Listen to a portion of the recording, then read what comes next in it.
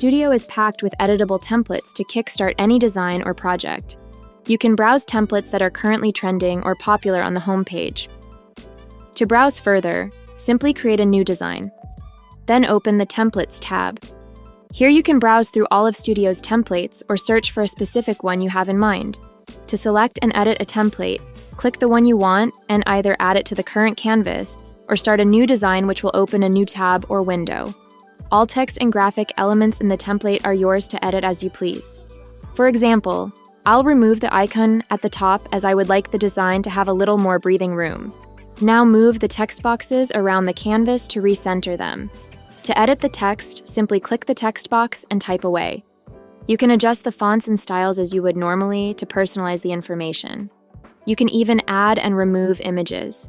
If you don't like the background, for example, simply swap it out for a different one from the background panel, or add your own images via uploads. Make sure to like and follow for more quick tips. Studio, go beyond ordinary.